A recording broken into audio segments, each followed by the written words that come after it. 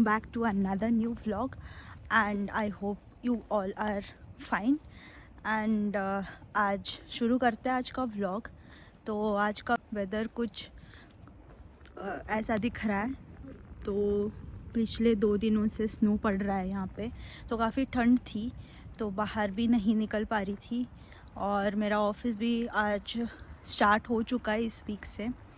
तो फ़िलहाल तो वर्क फ्रॉम होम था इस वीक, नेक्स्ट वीक जाना पड़ेगा ऑफिस।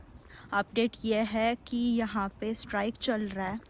तो जो एस-बान ट्रेन्स और डीबी ट्रेन्स जो है, इंटरसिटी ट्रेन्स जो है, वो स्ट्राइक पर। तो फ्रीक्वेंसी काफ़ी कम है, ऐसा नहीं है कि है ही नहीं। There is 1 train every hour, but because of strike the regularity is less. तो इस वजह से बहुत सारे मेरे ऑफिस में तो इस वीक उन्होंने वर्क फ्रॉम होम ही किया था, तो मैंने भी वर्क फ्रॉम होम ही किया है। और अभी बज रहे हैं शाम के 5 बजे और थोड़ा बहुत स्नो पड़ चुका है यहाँ पे। कंपैरेटिवली थोड़ा बेटर है, अभी वेदर 1 डिग्री हो रहा है basically, but from past 2 days it was like -3 -4 degree.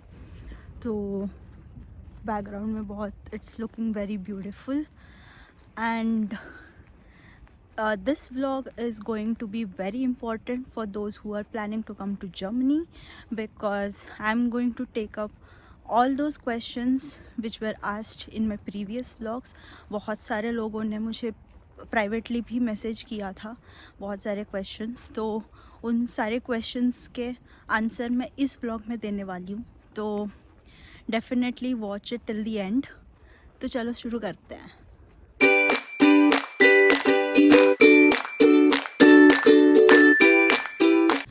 So basically Germany में यूनिवर्सिटी एप्लीकेशंस में there are 2 intakes. One is summer intake and the other is winter intake. So summer intake start होता है अप्रैल से और winter intake usually start होता है अक्टूबर से। तो आई गेस जो भी 2024 में आना चाहता है तो उनके लिए विंटर इनटेक का एप्लीकेशन अभी स्टार्ट हो चुका होगा। तो आप लोग जो भी प्लान कर रहे हैं विंटर इनटेक आने के लिए, तो डेफिनेटली डॉक्यूमेंट सारा कलेक्ट करके आप अप्लाई करना स्टार्ट कर सकते हैं। तो एक और क्वेश्चन ये था कि अगर मेरा CGPA कम है तो क्या मैं जर्मनी आ सकती हूँ। So the answer is yes, definitely, but I would still recommend कि आप ज़्यादा से ज़्यादा यूनिवर्सिटीज़ में अप्लाई करें और ऐसा नहीं कि एक यूनिवर्सिटी को टारगेट करके सिर्फ उसी के लिए वेट करें। So try to apply for as many universities possible. But अगर आपको ये जानना है कि एप्लीकेशन क्राइटेरिया या फिर एलिजिबिलिटी क्राइटेरिया क्या है यूनिवर्सिटी का, तो आप उस यूनिवर्सिटी के पोर्टल में जाके डेफिनेटली ये इन्फॉर्मेशन गेन कर सकते हैं। सो अप्लाई करने से पहले यूनिवर्सिटी पोर्टल में ज़रूर चेक कर लेना और फिर अप्लाई कर सकते हैं। एक और क्वेश्चन था कि जर्मन यूनिवर्सिटीज़ में अप्लाई करने के लिए स्टार्ट कैसे करना है। अगर आपके पास वर्क एक्सपीरियंस है, so then I am guessing कि आपका जो फील्ड ऑफ इंटरेस्ट है उसका आपके पास क्लैरिटी रहेगा।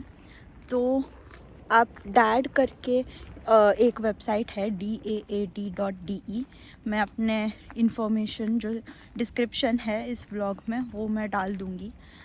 तो वहाँ पे जाके आप चेक कर सकते हैं यूनिवर्सिटी के डिटेल्स, आपके इंटरेस्ट का जो डिटेल्स, जो भी आपको इन्फॉर्मेशन चाहिए, जो फ़ीस है, ट्यूशन फ़ीस है, सारा इन्फॉर्मेशन आपको उस वेबसाइट से मिल जाएगा।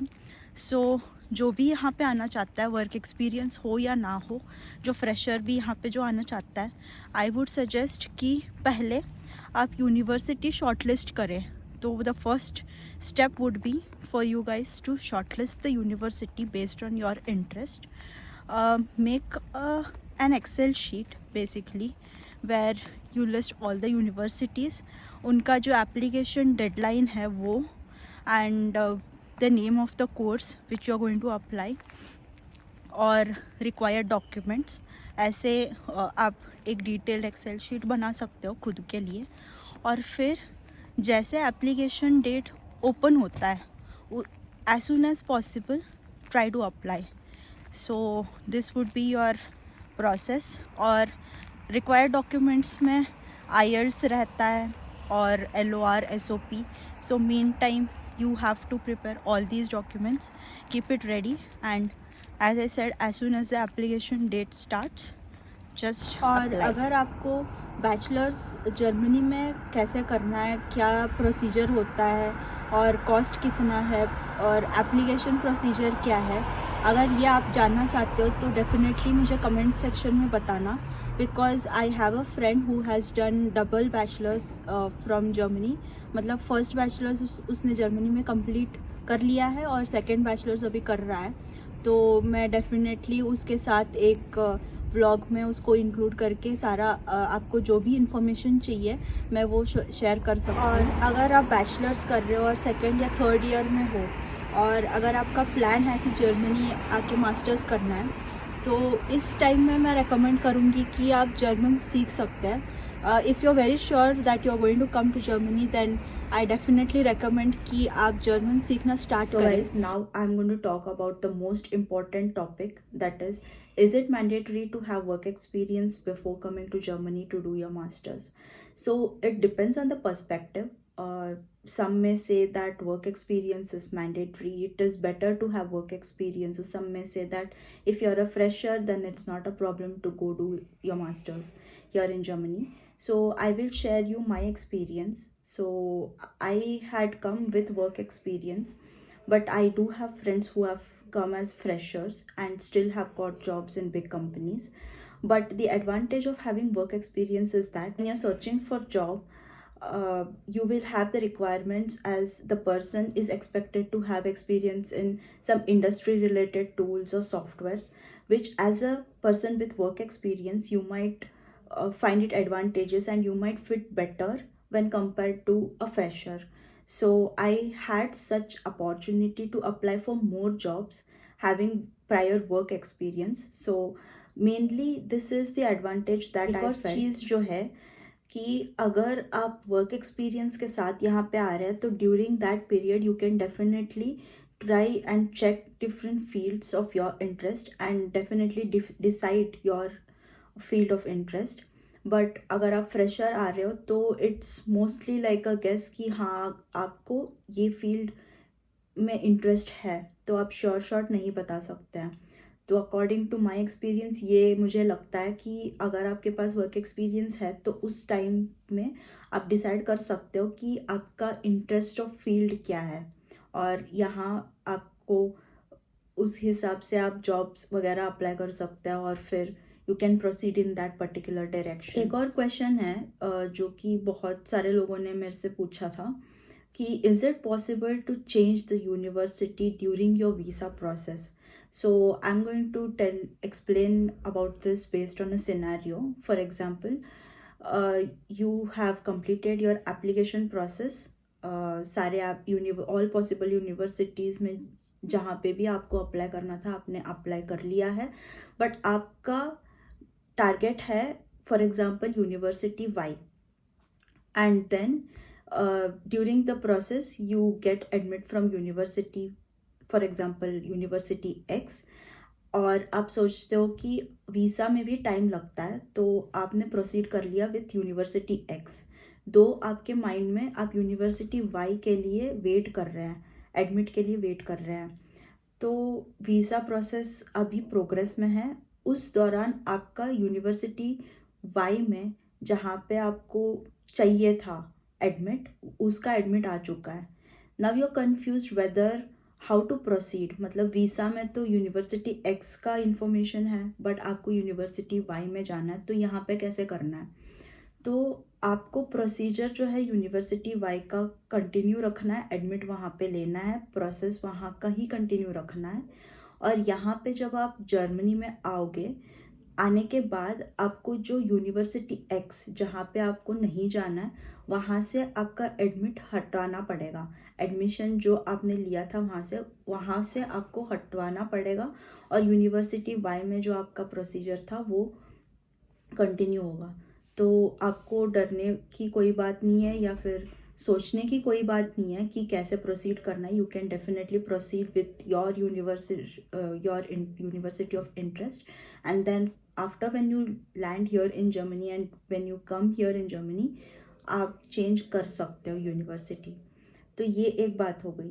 दूसरी बात, आप यहाँ पे यूनिवर्सिटी में कोर्स कर रहे हो, आपका फर्स्ट 1 और 2 सेमेस्टर्स हो चुके हैं और अब आपको लग रहा है कि नहीं मुझे यूनिवर्सिटी चेंज करना है, तो दैट इज़ ऑल्सो पॉसिबल।